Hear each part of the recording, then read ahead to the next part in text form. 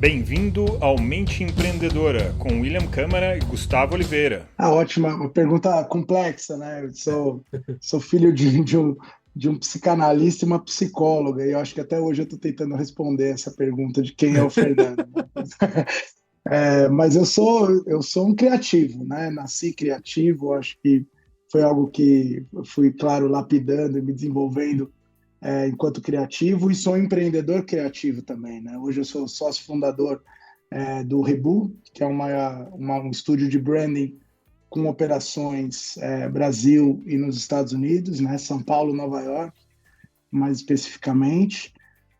Trabalho com branding há 14 anos, né? E trabalho com criação. O que eu gosto de fazer é criar, ter uma ideia e colocar essa ideia no mundo. Então, eu sou um empreendedor que ajuda outros empreendedores a colocar suas ideias no mundo. Então, hoje o Rebu está com um time aí de 14 pessoas que tem essa mesma vontade de inventar o que ainda não existe. Gostei dessa frase, hein? Inventar o que ainda não existe. É o que eu acho que o empreendedor nato, né? Ele tem como uma espécie de faísca eterna, né? A gente tem essa coisa de, pô, eu vou criar algo porque isso não tem. Então você começa, eu trabalhava em agências, em consultorias de branding e tal, trabalhei por muitos anos na Interbrand, que acabou, pô, sendo uma baita de uma faculdade, uma escola para mim, 5 anos trabalhando na Interbrand. Mas eu sentia que, puxa, será que não tem um outro jeito de se criar marcas? E aí foi aí que o Rebu nasceu, né? E começamos a criar, criar de um outro jeito, né? E tá indo super bem, né? Já estamos aí com 8 anos de trajetória e tem sido super legal. Eu e meu sócio Pedro Matos, que é uma mente brilhante e criativa também, grande cara. Bom, você tocou num ponto interessante aí, uma mente. Então vamos falar da sua mente, porque o negócio, o nosso trabalho, né, a nossa expressão profissional está muito ligado com as nossas capacidades, com a forma como a gente pensa, como nós desejamos encarar o mundo, né? Então, só para a gente entender um pouquinho da sua mente empreendedora, até para que outros empreendedores que nos ouvem, ou líderes aí pelo mundo, que estão ouvindo a gente, possam ter alguns insights. A gente conversou um pouquinho antes e você me disse que você mora em Nova York, certo? O Isso, Rebu, ele moro, atua em São moro, Paulo. moro no Brooklyn, Nova York. Que delícia. Tem uma cafeteria lá que eu adoro. Eu estive recentemente ali. Às vezes eu vou até o Brooklyn só para ir nessa cafeteria. E é Qual que fantástico. é? É a Sei. Sei Ah, eu Coffee. conheço. Você Claro, conhece? claro, claro. Conheço, lógico. Muito legal. Eu sou maluco por essa cafeteria, então eu vou com frequência. Você está num local onde isso estimula referências diferentes, você está lá numa cidade onde realmente é um centro de uma grande potência que estimula a nossa mente, então eu tenho certeza que você está com referências interessantes. Mas eu quero entender um pouquinho mais como que você chegou aí nesse seu, como você se definiu, né? Eu sou um criativo. Então, o que que torna a sua mente criativa, Fernando? Cara, eu acho que um dos sinais de que você tem uma mente criativa é quando você não consegue desligar dessa função criar, ou desse ímpeto, desse instinto criativo, né? Então, eu brinco que se você é um dentista, você está lá fazendo uma obturação, você pode depois desligar e nem pensar em obturação durante o resto do seu fim de semana. Mas quem tem uma mente criativa e que eu acho que é uma mente empreendedora, né? Muitas vezes elas estão diretamente conectadas, é aquela pessoa que olha uma água de coco e uma bicicleta do lado e fala, pô, será que não dá para fazer um bike shop com água de coco? E começa a misturar coisa na cabeça.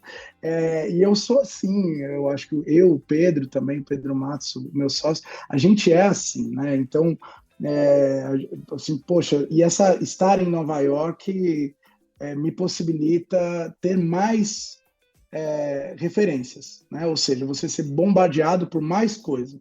O que, claro, se você tem os fusíveis para conectar essas ideias, acaba sendo útil, né? Você tem ali um campo de colheita muito farto. Mas São Paulo também, viu? São Paulo é uma cidade cheia de referências Eu gosto de pedalar, cara, bicicleta. E eu acho que a bicicleta ela é o melhor modal para uma mente empreendedora ou para uma mente criativa.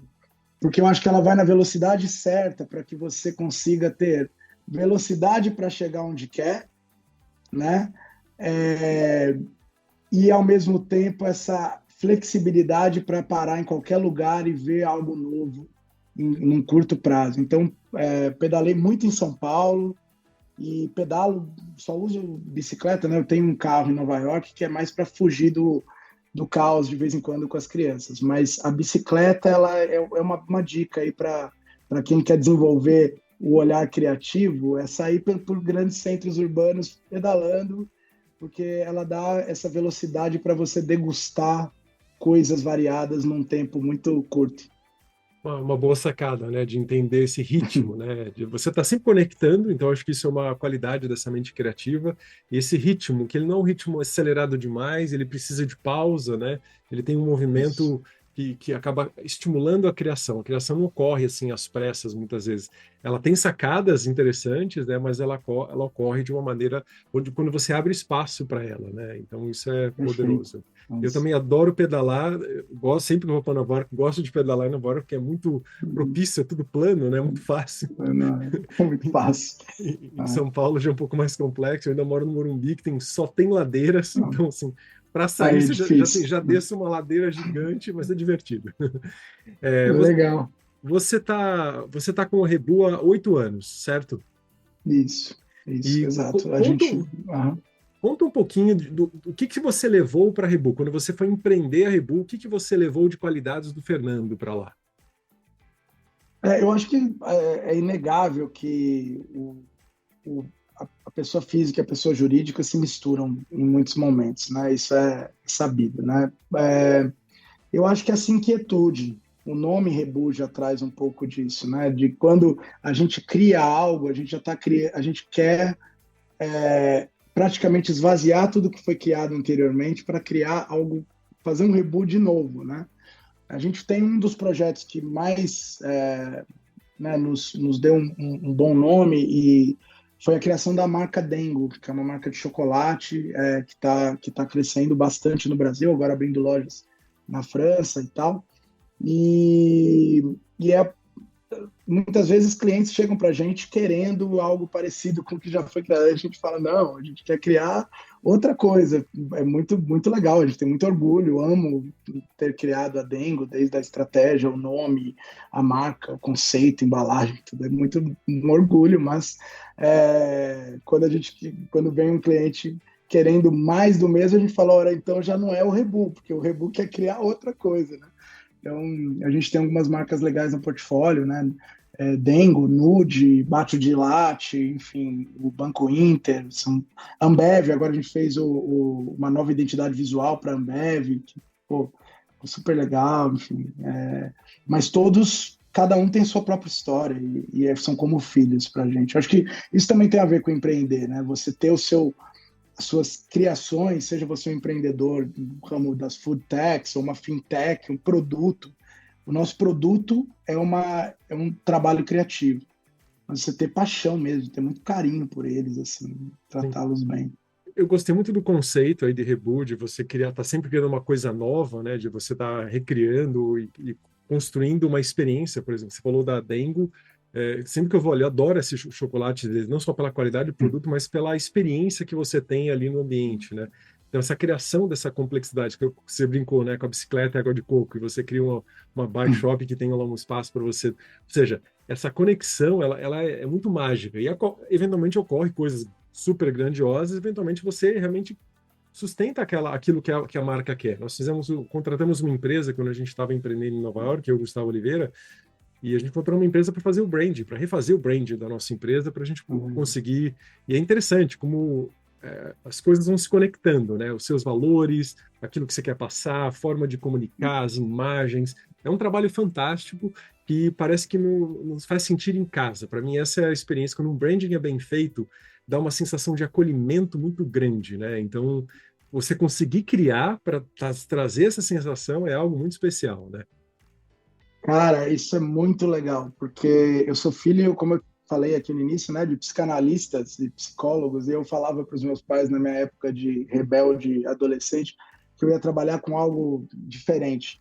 E no fim dei uma volta e o branding não deixa de ser uma espécie de psicanálise de CNPJ, né? Então, você em algum momento precisa mesmo ter essa leitura do que aquele empreendedor quer transmitir para o mundo, né? E como que a gente faz com que essa marca reverbere isso de uma maneira, claro, aí, bonita, elegante, né?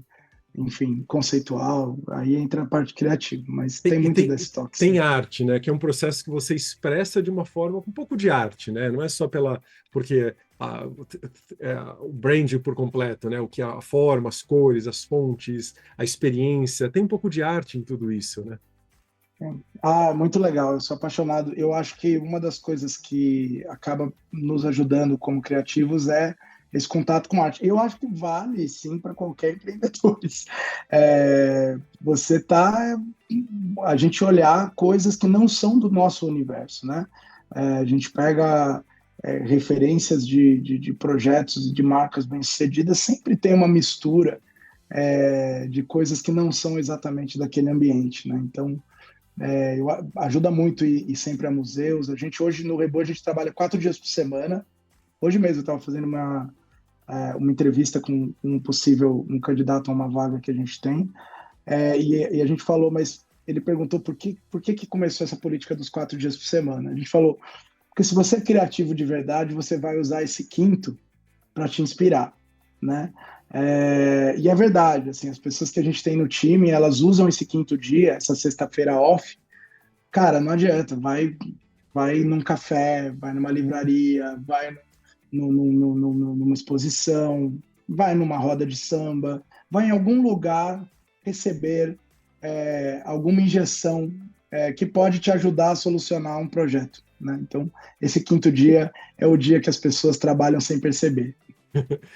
Trabalho de uma forma descontraída, né? A gente tem um programa que Isso. chama Mente Criativa e Intuitiva, um programa de formação de líderes e dentro da Upskill, faz parte do programa da Upskill, essa formação de estimular as pessoas a não só performarem, mas fazerem mais com menos. E às vezes você precisa ser criativo. Então a gente precisa formar. Esse é um dos nossos programas queridinhos, porque ele traz uma leveza. E um dos workshops a gente chama de abrindo espaço para a intuição. A criatividade, a intuição, elas andam junto de certa forma, e quando você se permite abrir esse espaço, como você comentou, né? Um dia que você não trabalha, entre aspas, né? Onde você trabalha outras competências, outras qualidades que às vezes são muito mais relevantes do que você ficar ali fazendo um trabalho que às vezes vai demorar um pouco mais para gerar um resultado. Que legal isso. A intuição é uma palavra que eu adoro, sabia? Eu acho que porque ela tem a falsa sensação de que ela acontece por acaso, mas não é, né? Realmente vem dessa. Você precisa acreditar que uma hora, é uma espécie de campo que você vai jogando as sementes e uma vai dar, não tem, sempre dá. Então, né, esse quinto dia ele acaba sendo para isso, para que a gente tenha um respiro para deixar sair ali do computador e ver o mundo. Afinal de contas, a gente cria marcas para o mundo, né? A marca Dengo, a Nude, ela não vive no computador das pessoas. Então é importante você sair e imaginar ali as pessoas, né, interagindo com essas marcas. Pensar, o racionalizar, ele é algo muito sedutor para o ser humano, né? É um poder, né? Você conseguir pensar, fazer uma conta, acessar uma memória, e você escrever um texto, fazer uma coisa racional ali. É fantástico. Só que a gente acaba viciando em pensar, e os pensamentos, eles gritam na nossa mente o tempo inteiro. A intuição é algo muito mais sutil. A intuição, ela sussurra. E às vezes você nem consegue... Que legal isso. Se você não está silenciado, você não percebe esses insights, né? Essa intuição que o nosso inconsciente está captando muita coisa, só que a nossa mente está lá naquele turbilhão e não deixa você ver coisas sutis que estão ali por uma tela por trás, né? E essa tela, ela é mágica no sentido de que às vezes você não imaginou aquilo, mas os nossos neurônios, eles conectam de uma forma que permitem essa expansão. Você não dominava aquilo, mas você expandiu e percebeu algo que você não tinha percebido antes. Cara, muito legal você falar isso, William. Na verdade, a chance disso ser copiado por uma inteligência artificial é muito menor. porque cada vez mais traduzir um texto, esses trabalhos mais, né, Racionais. racionais, eles estão sendo cada vez bem executados, né? Então eu acho que assim a gente treinar os nossos filhos, nossos alunos, alunas, enfim, a desenvolver esse lado da intuição, da percepção emocional é essencial, essencial. Inclusive no mundo empreendedor, acontece bastante das pessoas chegarem para a gente já com uma referência, né? Já com a espécie da resposta, né? Uma espécie de lâmpada mágica ali, ó.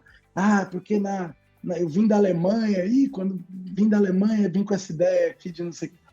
Aí a gente fala, mas aí já tem a ideia, essa ideia já existe, agora Tá vamos copiando, pensar, vamos pensar em como expandir, né? Vamos dar espaço, e é muito legal ver esse processo acontecer com os empreendedores que a gente trabalha, e depois de um tempão eles falam, cara, engraçado, né? Fazer esse processo com vocês, e eu saí com uma coisa completamente diferente e, sinceramente, muito mais conectada com o que eu realmente queria colocar no mundo do que simplesmente imitar uma referência. Sim. Você falou de IA, daqui a pouquinho a gente fala um pouquinho sobre IA na tua área, tá? Eu gostaria de entender um pouquinho, mas antes da gente entrar na empresa em si, entender o teu negócio, que eu acho que representa você de alguma forma, né? Eu queria saber 2 qualidades que você considera que você tem como empreendedor que fizeram a diferença na Rebu. Poxa, que pergunta legal. Vamos lá, 2 qualidades. Eu gosto de uma frase que é: a gente tem as qualidades dos nossos defeitos e os defeitos das nossas qualidades, né? Elas estão interconectadas, né? Então, uma das coisas que eu tenho é impulsividade. E isso pode ser encarado como um defeito, mas também é o que faz. Em alguns momentos eu falo, poxa, eu fui impulsivo nessa resposta a determinada Ainda questão, bem, mas né? por outro lado, ainda bem, né? Foi justamente sendo impulsivo que a gente conseguiu, né, fazer com que o nosso estúdio tivesse a relevância que tem, enfim, e os projetos saíssem da maneira como a gente queria. Então, acho que pegar uma palavra que pode ser vista como negativa, que é a impulsividade, e vou trazer para o positivo. Acho que é legal, em alguns momentos, você falar, poxa, eu acho que a gente pode fazer isso aqui, implementar isso aqui num curto prazo. Acho que o mundo pede isso com a velocidade que ele está hoje. Se você ficar esperando 8, 10 meses para colocar uma ideia na rua, com a realidade de hoje, a chance dessa ideia nascer primeiro é muito grande. Então, acho que, de certa forma, a gente gosta, sim, dessa impulsividade que vem, sim, de um trabalho de intuição, né? E a segunda qualidade, acho que, vamos ver, uma segunda qualidade, acho que eu sou amigo dos clientes. Acho que eu me torno um amigo.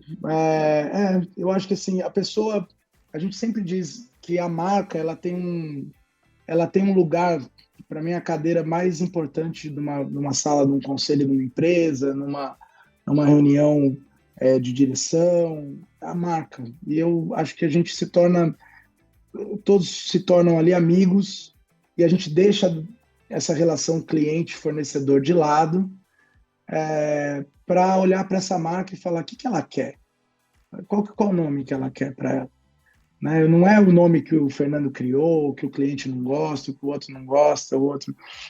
Como que vai ser essa embalagem dela? Como que ela gostaria de se vestir, né? Então a gente assim, acaba rolando uma relação muito, muito, muito próxima, né, com os empreendedores, em que a sinceridade ela está em primeiro plano. Às vezes a gente pode dar um passo para trás, falar, pô, lembra que eu falei que esse seria o caminho, eu repensei, acho que não é legal não, vamos sentar de novo, vamos ter outra ideia. Então acho que essa relação de amizade se constrói. Hoje mesmo a gente estava numa reunião com um grande grupo de bebidas, né, de sucos e brasileira, mas que já trabalha já exporta para o mundo todo. O Brasil é forte nesse segmento, né? E a gente teve ali uma conversa que, poxa, a gente resolveu uma embalagem inteira, um rebranding, né? Um trabalho de marca super legal, numa troca, conversa, mostrando slides e papéis na mesa e conversando, e isso foi resolvido ali numa sensação de uma troca. Parecia uma conversa numa mesa de restaurante, mas era uma mesa de reunião. Então, isso é muito legal. Acho que isso é bom.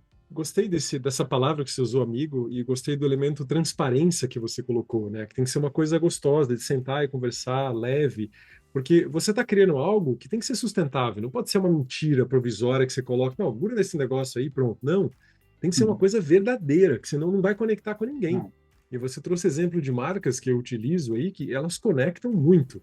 Né? Elas têm, não é só um produto de legal. qualidade, é tudo, né? Podia ter um produto de Tudo, é. qualidade, mas já tem caso de gente que tem um produto bom, mas que não tem um envolvimento. E tem gente que tem um baita envolvimento, você vai provar o produto, é horrível.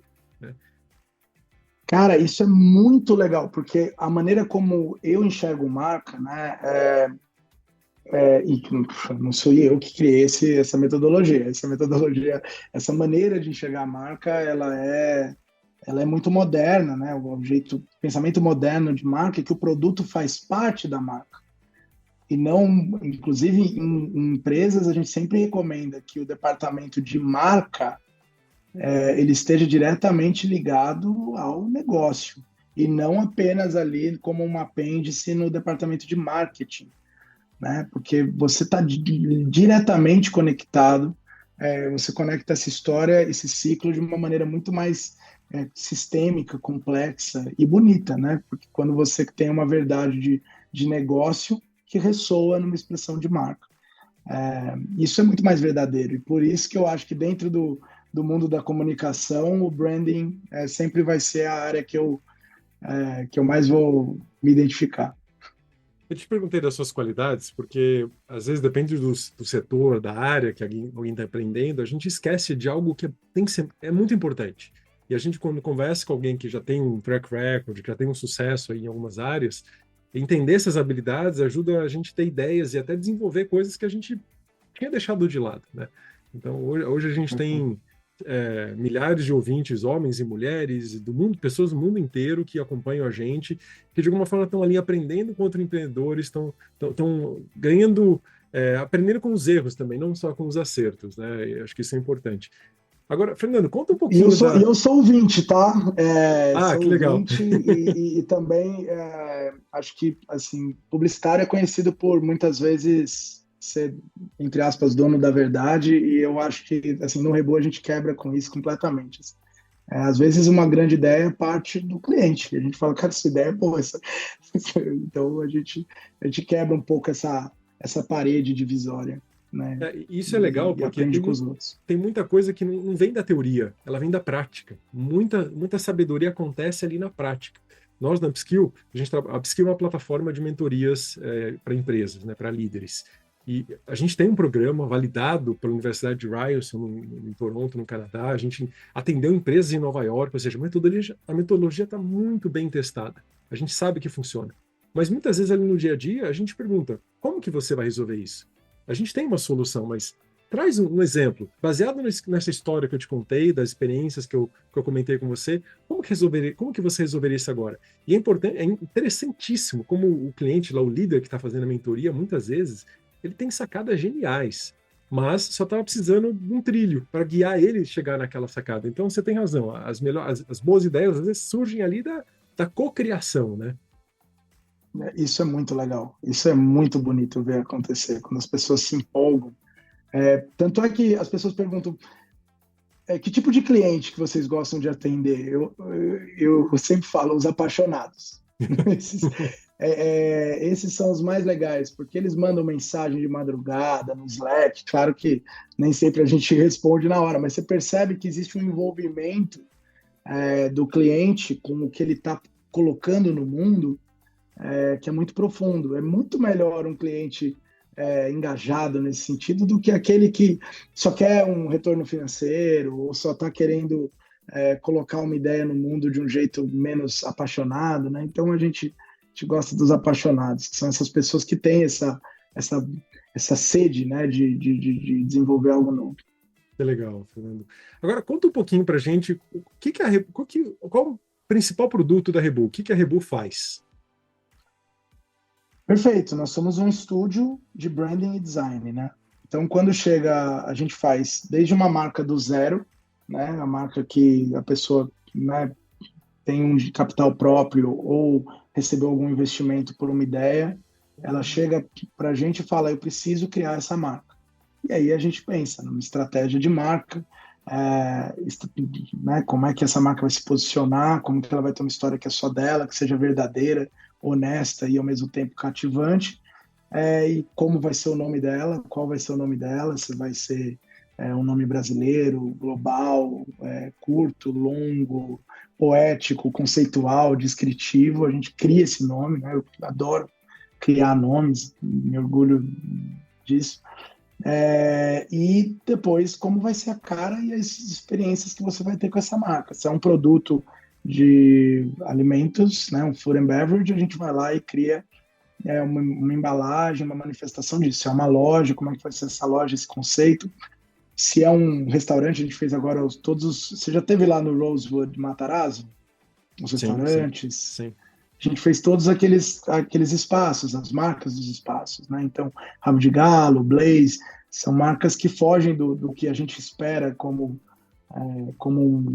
uma marca, né? De restaurante. Então, eles são todos, assim, às vezes não dá leitura. Então, a gente gosta de quebrar as regras do branding no bom sentido, né? Porque não existe regra. O trabalho criativo, ele ainda bem, ele não tem grandes amarras. Então, o que a gente vende, no fim das contas, é um guia de como essa marca, como deve ser a experiência dessa marca.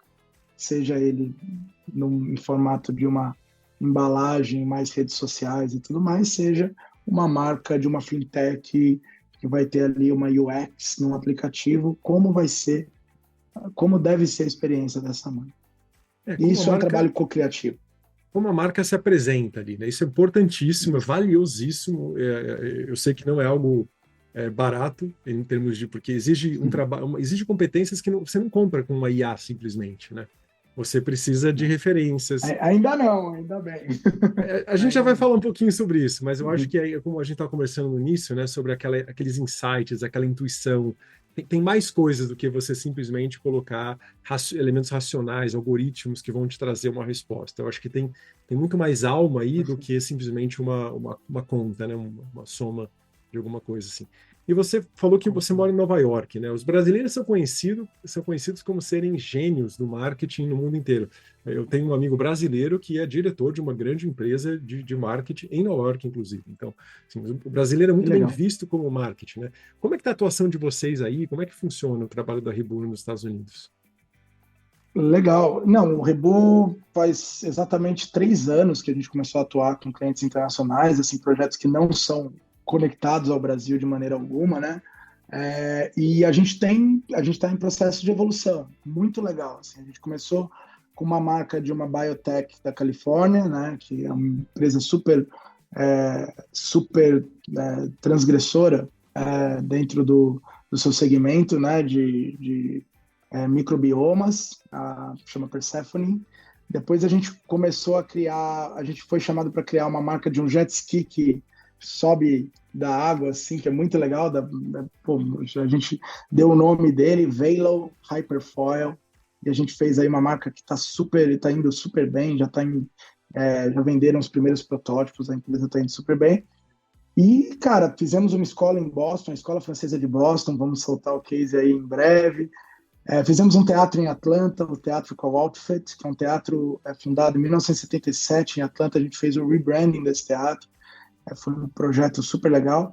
Cara, a atuação e estamos trabalhando em um outro projeto de Rosewood, dessa vez também internacional, já direto com o time de Rosewood de Hong Kong, Estados Unidos. Acho que o Rebu está em ascensão. Claro que o brasileiro tem, sim, baita de um nome quando o assunto é criar. Eu sinto que em alguns momentos as barreiras que existem são em relação ao portfólio, né? Tipo, a gente fala aqui das marcas que a gente criou no Brasil e elas têm um reconhecimento a nível nacional super legal. E aí lá nos Estados Unidos a guerra é um pouco diferente. Assim, a gente tem que mostrar muito mais o que tem que ser feito, o que a gente já fez e contar essas histórias por inteiro. Agora estou passando o fim de ano no Brasil, assim, e fechando o ano assim com o sentimento de que esse ano foi muito bom para a gente se estabelecer enquanto é um estúdio realmente internacional. Tá sendo, vou brindar bastante esse fim de ano. Foi um ano de muitas vitórias para a gente. Que legal. Eu acho uma grande conquista, porque é um mercado muito mais competitivo, é um mercado muito mais exigente, e eu acho que é uma forma de validar que vocês realmente têm uma competência muito fora da curva. Acho que isso traz credenciais positivas para continuar fazendo sucesso no Brasil, mas eu acho que também marca um pouquinho ali da competência do brasileiro em algumas áreas que às vezes são esquecidas ali.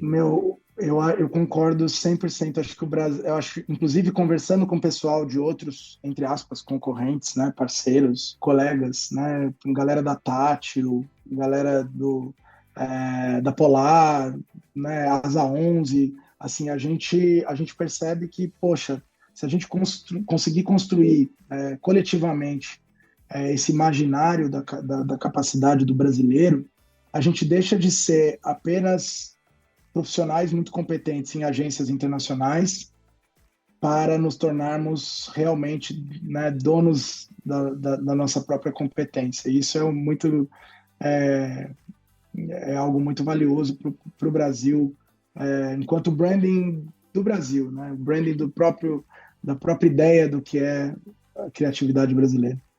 Legal. Eu já participei de 3 processos de branding como cliente, tá? Um no Brasil, um em Nova York e um em Londres, uma empresa da Europa. E é muito interessante a visão de cada um, a forma como cada agência aborda. E eu gosto muito do gingado brasileiro nesse elemento. Eu acho que ele é muito mais solto. E a palavra que você trouxe aí do amigo, aquela pessoa que é transparente, eu acho que isso é muito verdade. Não tem nada a esconder, é uma coisa muito transparente. Isso facilita muito, tá? Uma palavra que eu vejo bastante.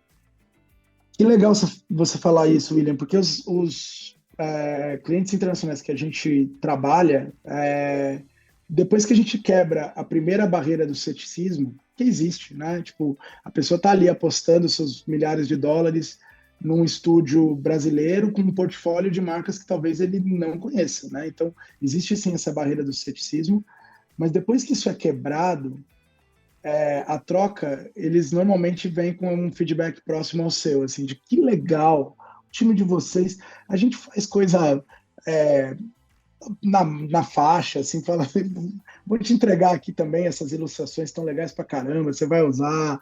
Aí eles ficam assim, tá bom, mas quanto custa isso? Não tem problema, tá feito, tá na mão, a gente já tem aqui.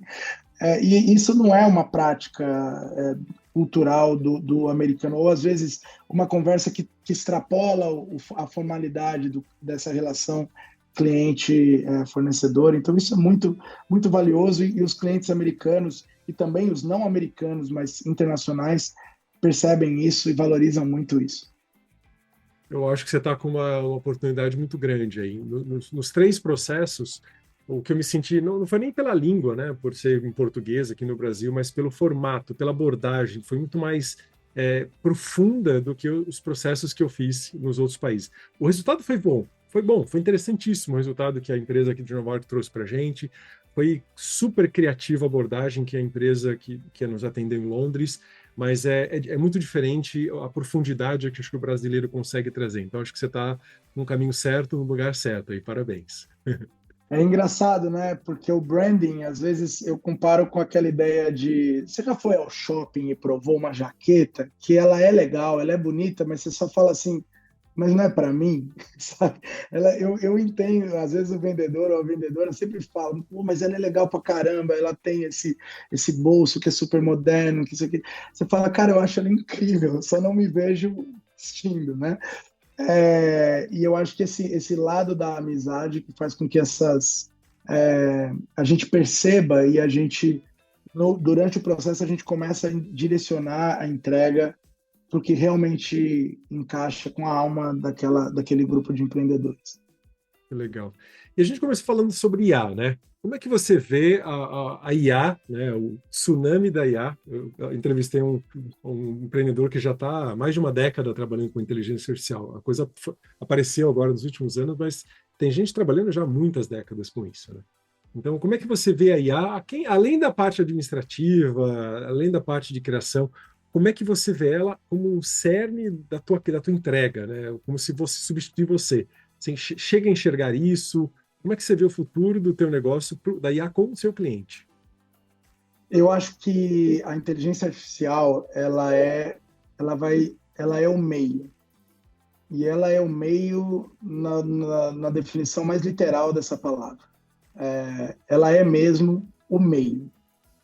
O início e o fim ainda é nosso. Ou seja, eu preciso dar o prompt que faça sentido para eu chegar onde ela quer, onde eu quero que ela chegue, onde ela acha que ela deve chegar. E eu também preciso voltar para fazer a curadoria, ou seja, eu vou para o fim. Eu chego lá e falo, bom, então eu preciso de 100 ideias disso. Ela vai dar 100 ideias. Dessas 100 ideias, ela não vai saber selecionar qual é a melhor, né?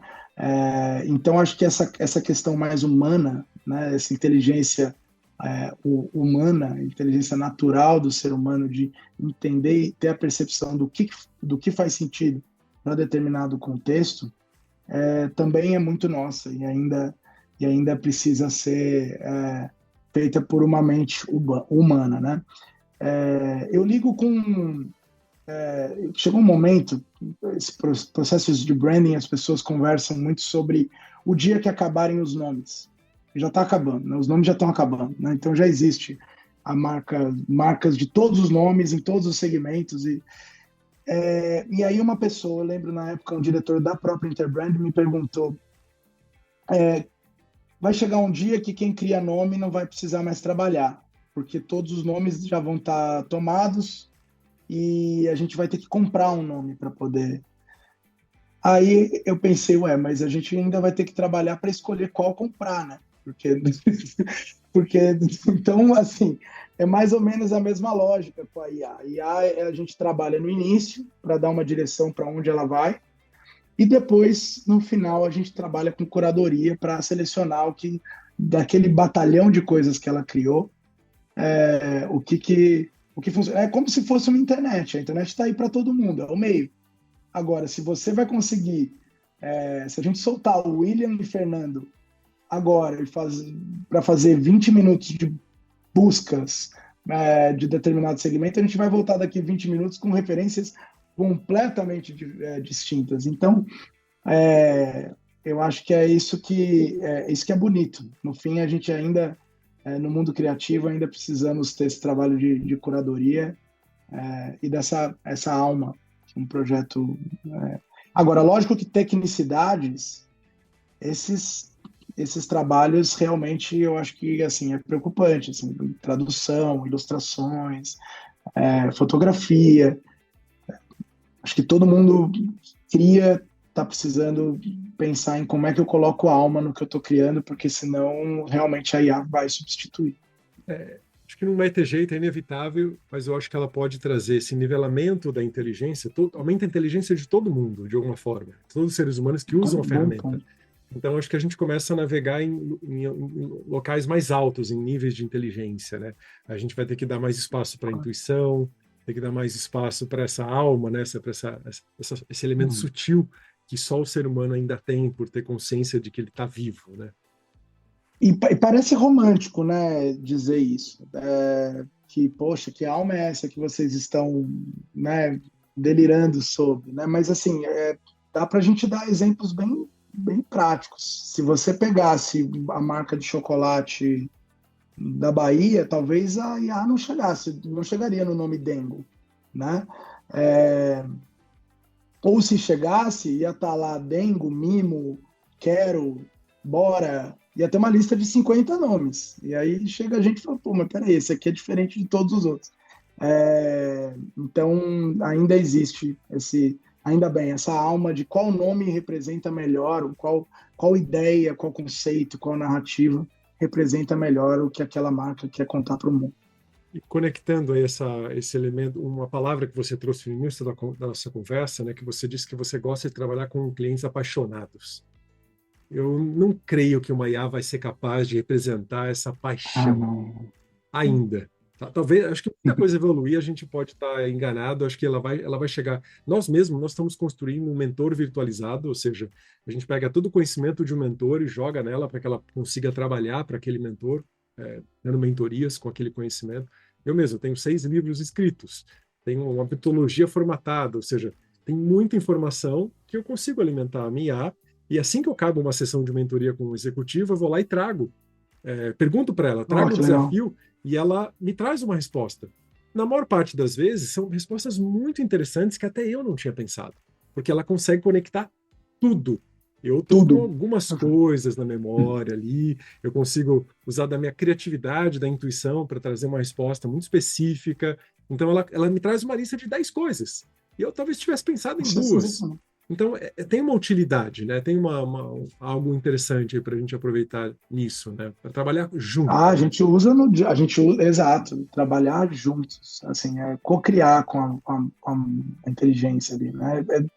A gente utiliza o tempo inteiro. Então, isso é muito legal. Até para prototipar uma ideia, muitas vezes, pô, a gente está com essa ideia aqui. Você gera algo que consiga, né, ser um resumo dessa ideia, dessa narrativa, e ela nos ajuda, não tem como. É muito legal. Plano de ação, entender os pontos frágeis, é fantástico. Acho que ela ajuda em criações que às vezes a gente não queria gastar tanta inteligência para fazer, ela faz esse trabalho mais rápido para a gente.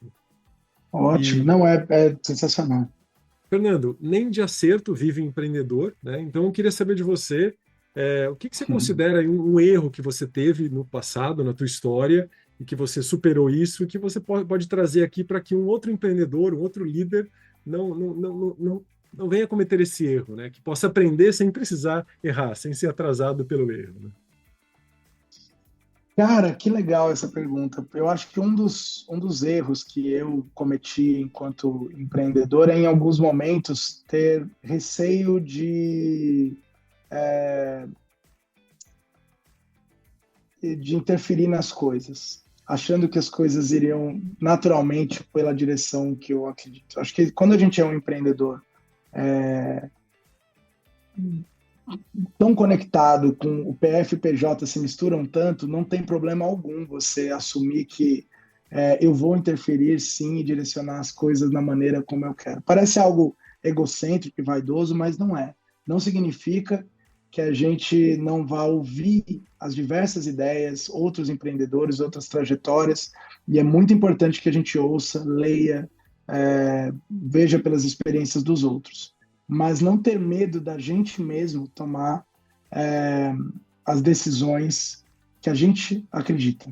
Então, em alguns momentos eu deixei o barco ir por si só, achando que ele iria pelo caminho que eu estava acreditando, e às vezes já era tarde demais para eu voltar, né?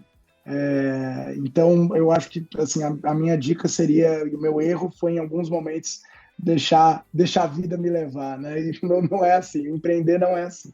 Empreender você que tem que estar ali no timão ali e direcionando o barco, em alguns momentos tomando cuidado para não ser, né? Como se diz, egocêntrico ou um pouco autoritário, tem que tomar muito cuidado com isso, ouvir a voz de todo mundo que está te dando conselhos em volta, tal, mas no final colocar o barco na direção que você mais acredita e não perder esse timão ali de controle. Então, essa seria o meu erro nas vezes que eu vi o Rebu ir por uma direção que eu não acreditava tanto, e por sorte deu para voltar. Sabe que esse é o erro mais comum do que a gente imagina? Eu já entrevistei outros empreendedores que trouxeram coisas parecidas.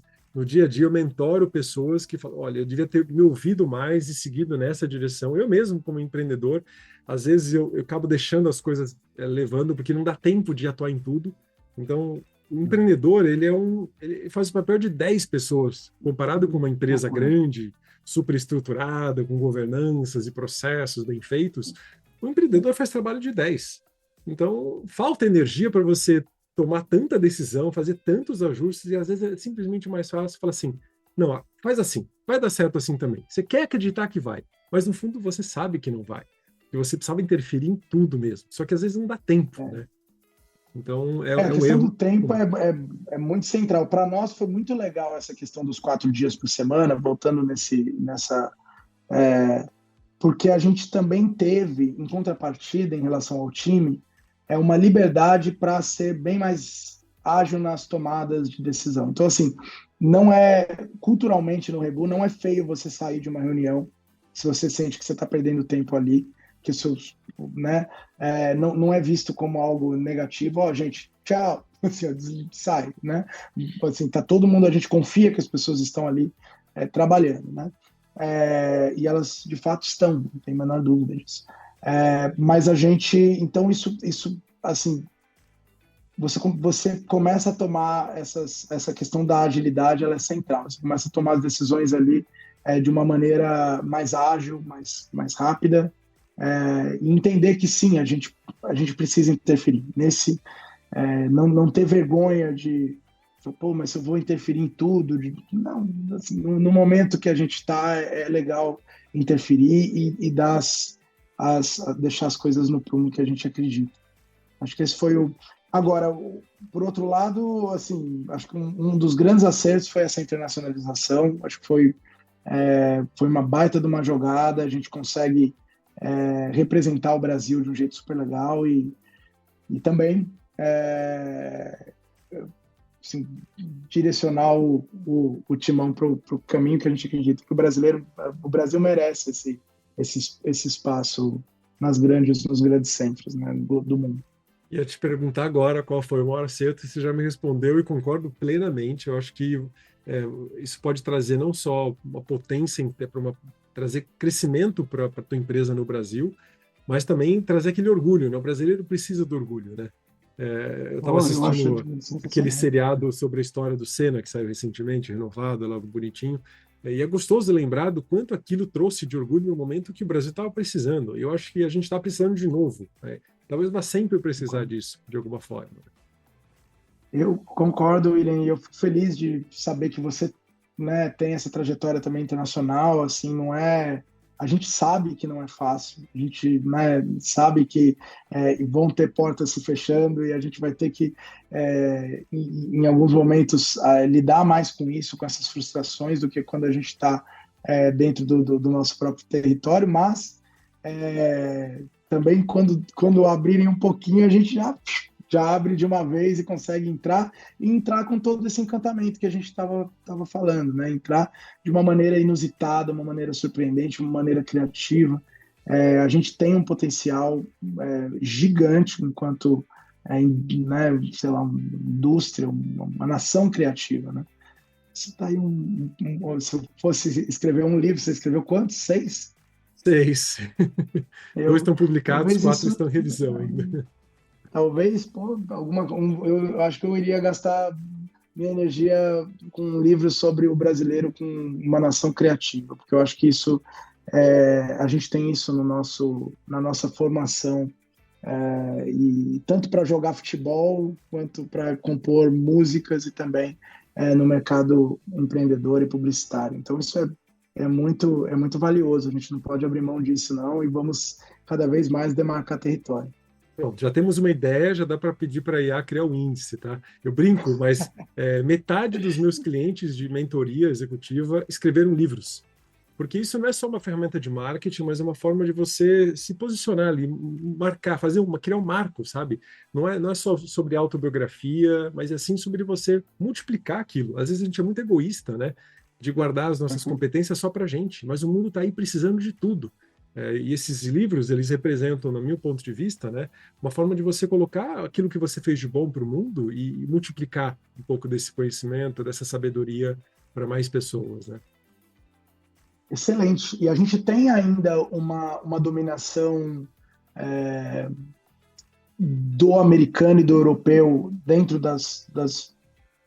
dentro do mundo corporativo, né? E a gente precisa quebrar isso, né?